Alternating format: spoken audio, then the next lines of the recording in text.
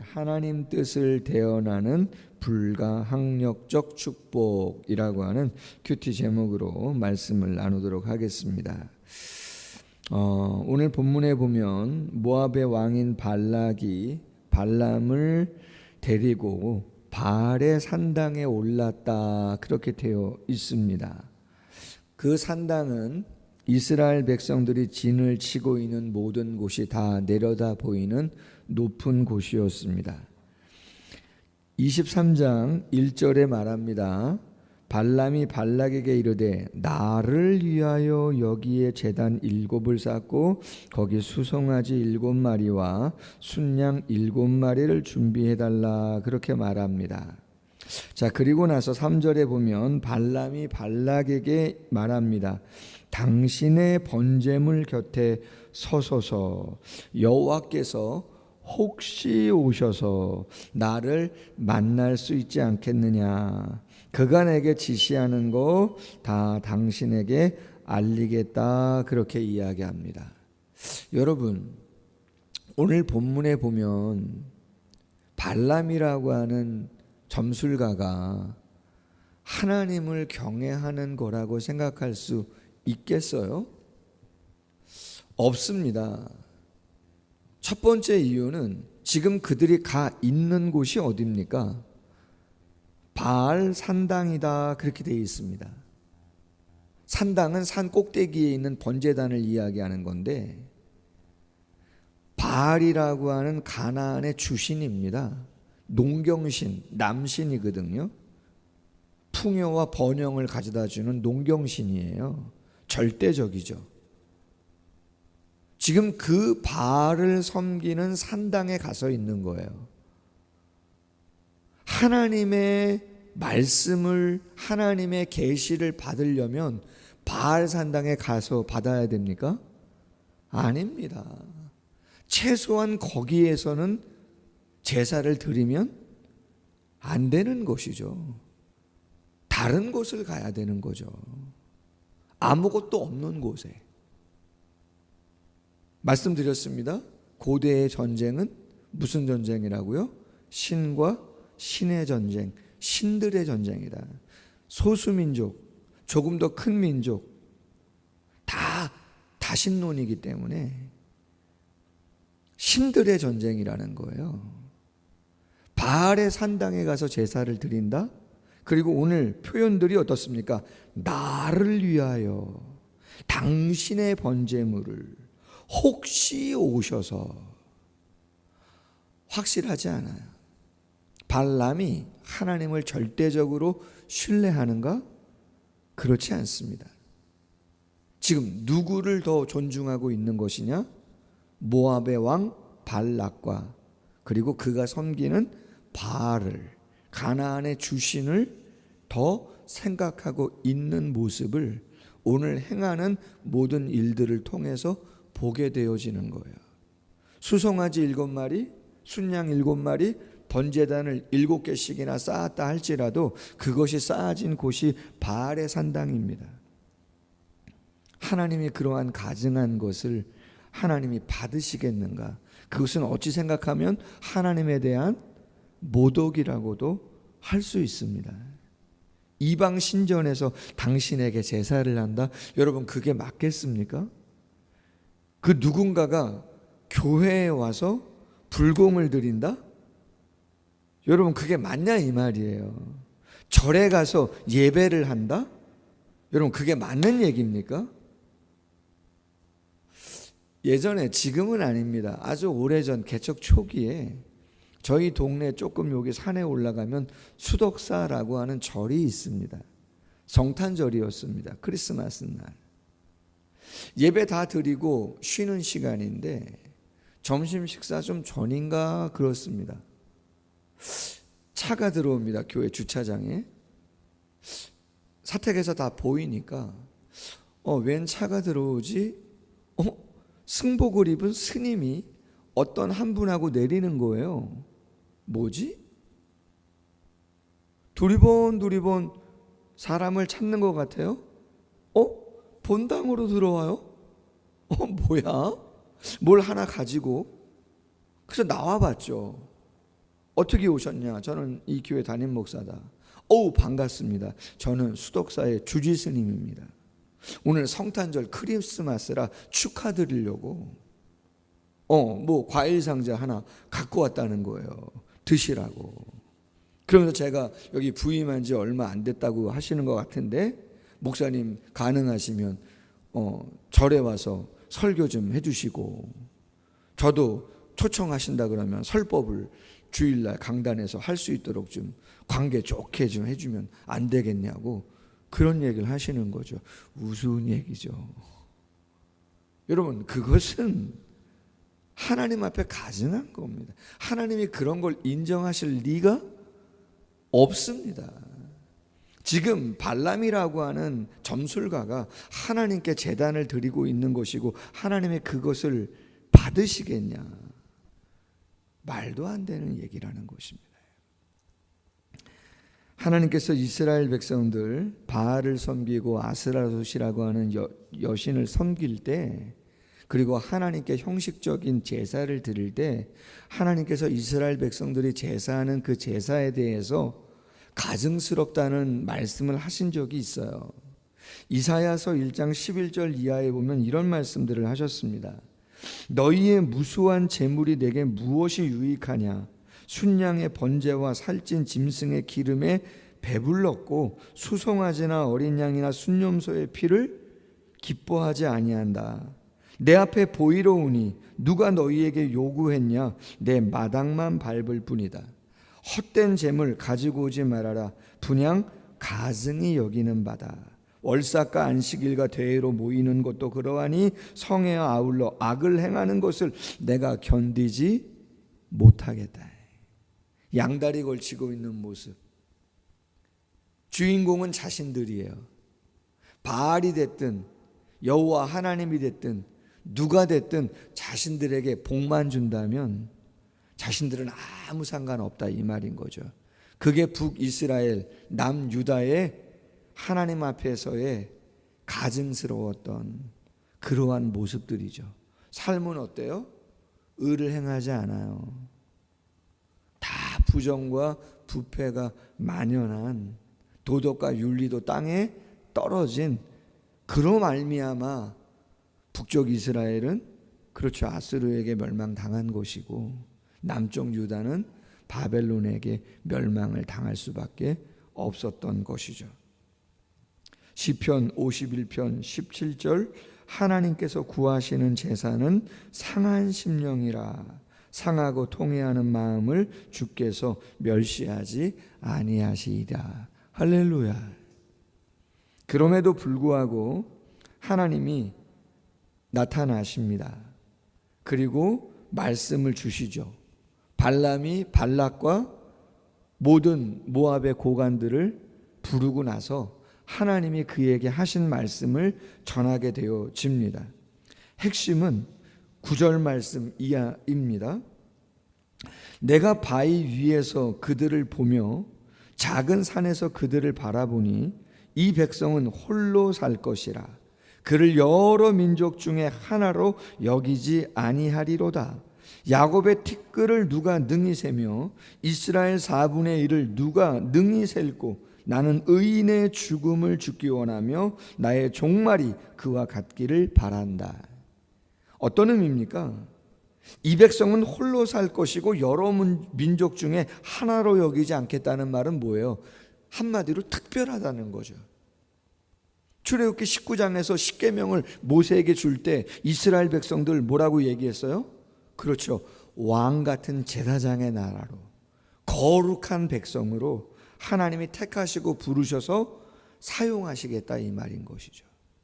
신약적인 개념으로 이야기하면, 바울이 이야기한 것으로 이야기한다면 이방의 빛으로 하나님께서 하나님의 백성들을 부르셔서 그 역할을 감당하도록 역사하시겠다, 이 말이에요.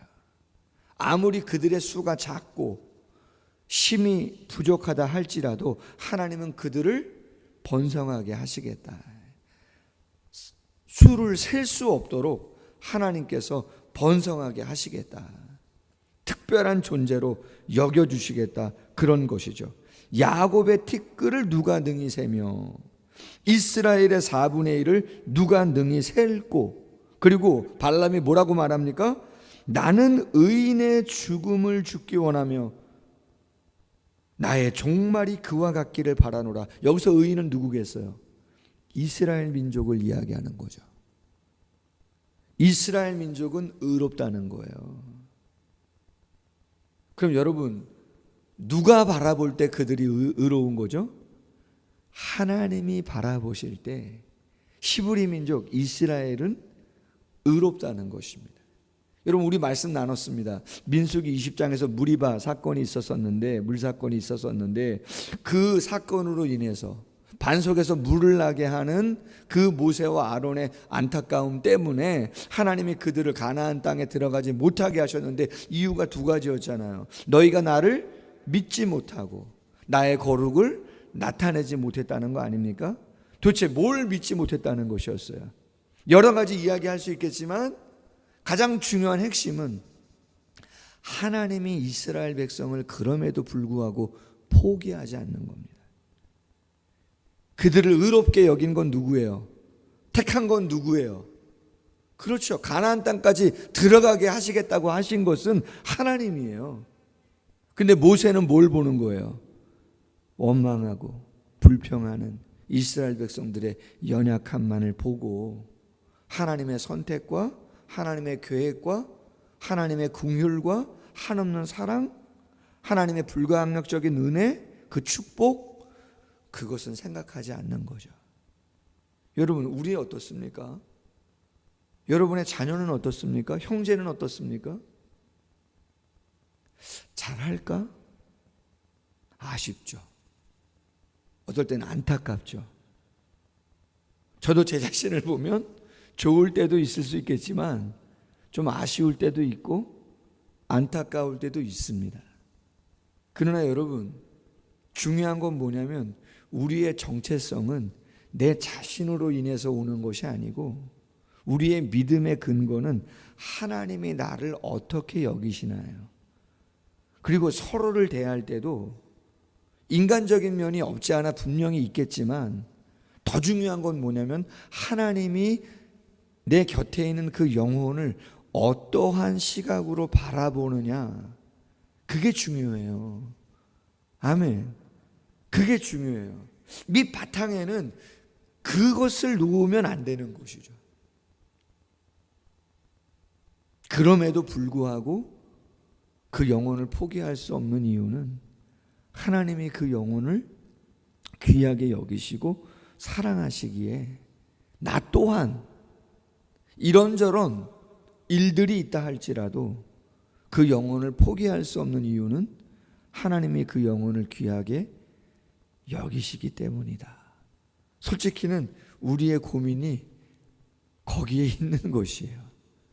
자, 뒤에 보시면 묵상 에세이가 나오는데 시간이 조금 갔지만 팀 켈러 목사님의 글입니다.